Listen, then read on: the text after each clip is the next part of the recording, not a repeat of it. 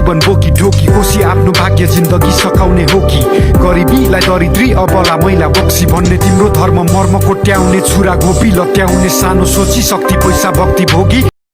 বালেন্দ্র শাহ, যাকে সবাই বালেন শাহ নামে চেনে, তিনি বর্তমান সময়ে দক্ষিণ এশিয়ার একজন আলোচিত নেতা। 2025 সালে জেনজি বিক্ষোভের সময় তিনি ছাত্রদের পক্ষ নিয়ে কাজ করেছেন। মূলত গণ অভ্যুত্থানের পর থেকেই তিনি বিশ্ব মিডিয়ায় আলোচিত ব্যক্তিত্ব হয়ে ওঠেন। তিনি মূলত পরিচিতি পান একজন র্যাপার হিসেবে। তিনি দুর্নীতি, বেকারত্ব আর সামাজিক সমস্যা নিয়ে গান গাইতেন। 2022 থেকে 2026 এই 5 বছর তিনি কাঠমান্ডুর মেয়র হিসাবে দায়িত্ব পালন করেন। মেয়র থাকাকালীন তিনি কঠিন বজ্র ব্যবস্থাপনা ও ট্রাফিক ব্যবস্থাপনা নিয়ে বেশ কিছু উদ্যোগ গ্রহণ করেন।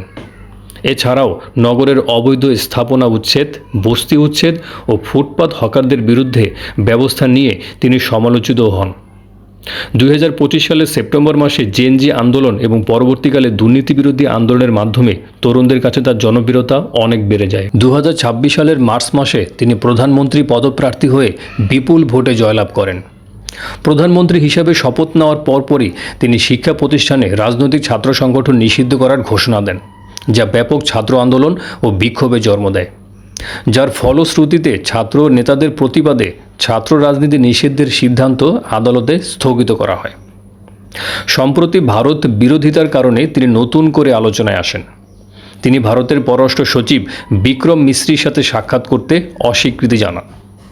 তিনি স্পষ্ট ভাষায় জানান প্রতিবেশী দেশের কোনো সচিবের সঙ্গে আলোচনায় বসবেন না তিনি। বৈঠকে বসতে হলে আসতে হবে নরেন্দ্র মোদীকে। তার এই স্পষ্ট করা বার্তায় ফুটে ওঠে তার ব্যক্তিত্ব ও সাহসী মনোভাব। এই বক্তব্যে তিনি বোঝাতে চাইলেন সিংহের লড়াই শুধুমাত্র সিংহের সাথেই মানায়। মূলত ভারত বিরোধী তকমা পাওয়া এই জেনজি প্রধানমন্ত্রী বালেন শাহ হয়ে উঠছেন তরুণদের নতুন আশার আলো। এখন দেখার বিষয় প্রধানমন্ত্রী হিসাবে তিনি কতটা সফল হন। যদি আমার এই ছোট্ট ভিডিওটি ভালো লাগে থাকে তাহলে লাইক দিন, বন্ধুদের সাথে শেয়ার করুন এবং এরকম ভিডিও আরও পেতে চ্যানেলটি সাবস্ক্রাইব করে রাখুন। ধন্যবাদ।